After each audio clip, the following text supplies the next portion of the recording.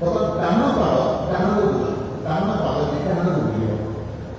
ଶ୍ୱାସ ଛାଡ଼ି ଧୀରେ ଧୀରେ ଡାହାଣ ଆଡ଼କୁ ନଇଁବ। ନଇଁବା ପରେ ଡାହାଣ ଗୋଡ଼ ଠିକ୍ ପଛକୁ ରଖନ୍ତୁ। ନିଜର କ୍ଷମତା ଅନୁସାରେ ବେଣ୍ଡ କରିବେ, ଓଭରଷ୍ଟିଂ କରିବେ ନାହିଁ।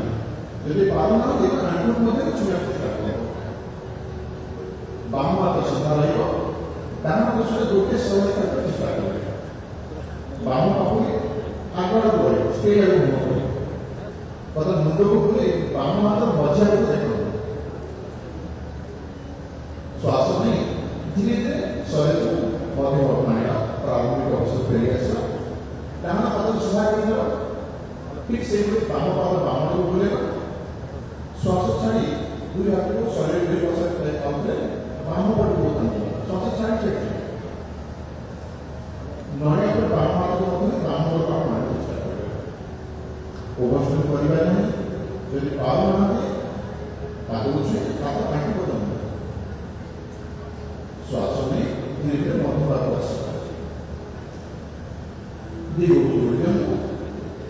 ଏହି ଆସନ ମେରୁଦଣ୍ଡକୁ ନମନୀୟ କରିବା ସହିତ ଫୁସ୍ଫୁସ୍ କାର୍ଯ୍ୟକୁ ବୃଦ୍ଧି କରିଥାଏ।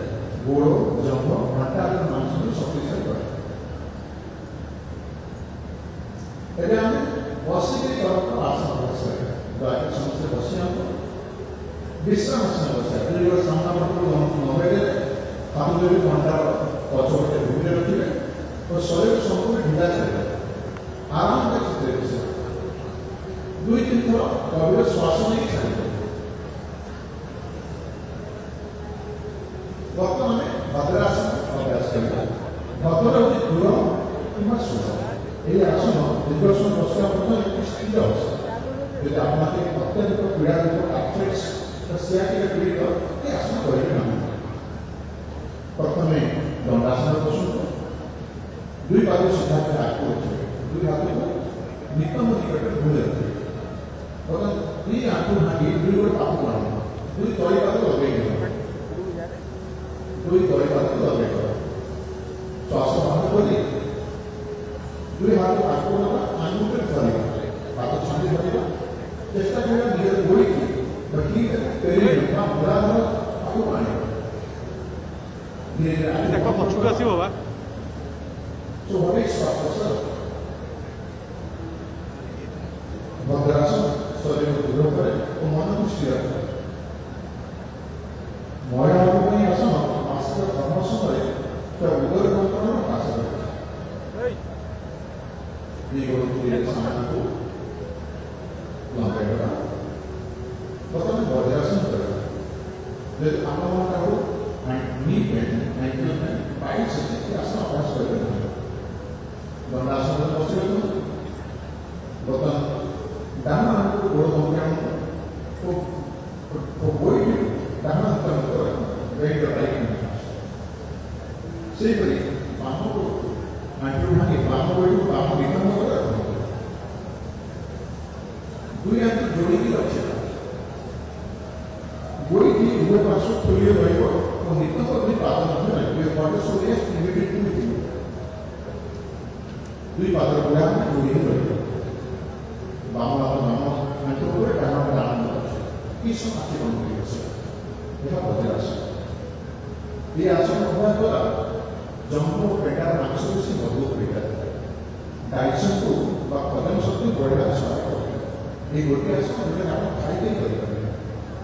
ଖାଇସାରିଲା ପରେ ଆସନ ବସିବାକୁ ଚେଷ୍ଟା କରିବେ।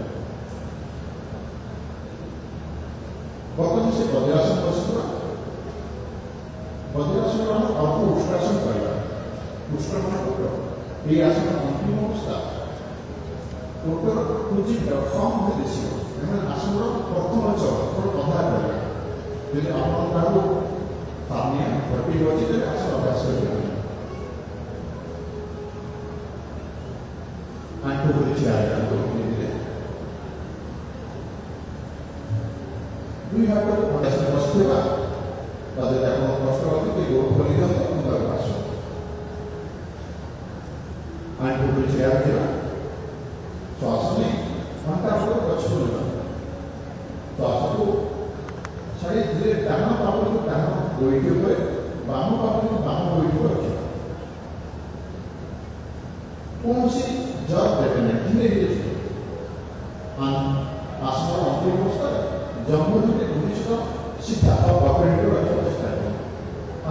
धीरे धीरे सतर्कता से पछू जाए गाने शरीर समस्त ओजन यथा संभव दुई हाथ और पाद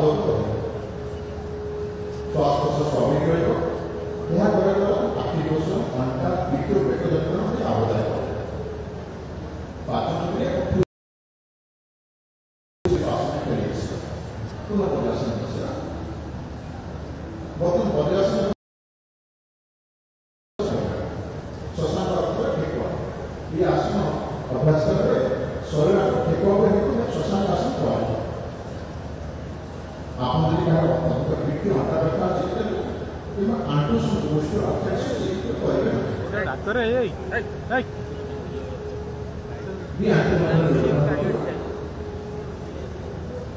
श्वास नहीं श्वास चाहिए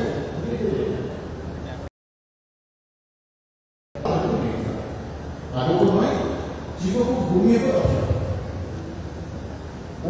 भूमि पर जमीन में हम सक्रिय करता है पीढ़ी मुक्ति देता है यह पाचन शक्ति बढ़ता है श्वास में धीरे धीरे प्रयासों को पुनः सेमती आम आउ गोटे नाटक अच्छे उत्थान आसन उत्थान अर्थ ऊर्ध मंडल अर्थ बेंग ये आसन अंतिम यार नामकरण उत्थान मंडलासन नी पेन एंकल पेन यदि अच्छी अभ्यास में से वज्रासन बसी दुई गोड़ आंखु पुनर्बार परस्पर खोली दूर एमती बसते गोड़ बुढ़ा परस्पर सहित लगे डान हाथ ऊपर उठे मुंडर पछुआ पड़ी बाम कान left right arm shoulder left shoulder blade से बाम हाथ उठे बाम डान हाथ प्रथम बाम हाथ को तल बनेगा डान हाथ बनेगा दुई आंखु जोड़ी देगा धीरे धीरे डान हाथ डान विश्राम आसन बस दुई गोड़ सामना कर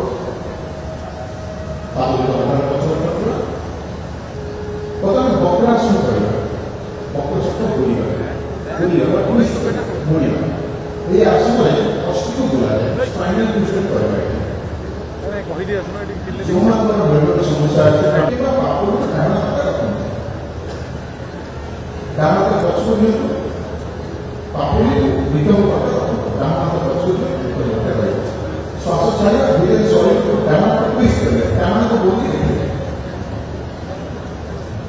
स्वाभाविक श्वास प्रश्वास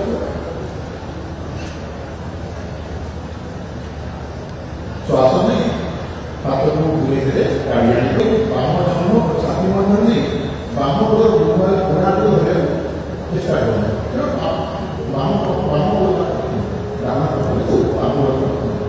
बाम हाथ पछू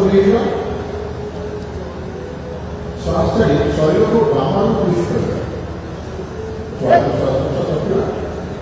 ये आसन मेरुदंड अस्थि को नमूना करता है पांचवें सक्रिय करता है डायबिटीज को प्रिवेंशन और मैनेजमेंट में सहायता करता है प्रथम श्वास में मध्यमासन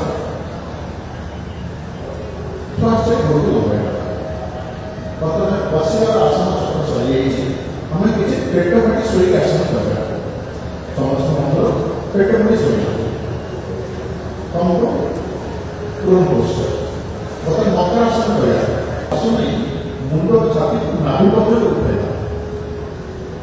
शेष स्थिति पीड़ित भूमि लगे नाभि खूब बेसी 3 सेंटीमीटर ऊपर उठे स्वाभाविक श्वास प्रश्वास ये आसन उदर चर्बी को कमाई स्ट्रेस तथा कोष्ठकाठिन्य दूर करता है बैक पेन स्लीपिंग्स और श्वासन समस्या दूर करता है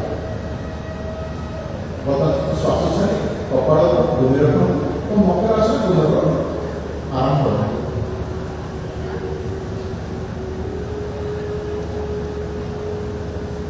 प्रथम सौभासन करना सौर अर्थ वक्र यह एक अंग बल झिंटिका बड़ी भंगी ये आसन में शरीर आकृति झिंटिका बड़ी ऊपर उठा कारण या सर्वाइव आब्डोमेन पेट्रिकल्स हार्निया आसन अभ्यास करते ना यदि सीनियर आक्रमण अच्छी गोटे गोटे प्रथम बाम और डाक घूरी देगा ये दिंतु शरीर आगे जीव को भूमि पर भूमि पर दुई भाग शरीर दुई पास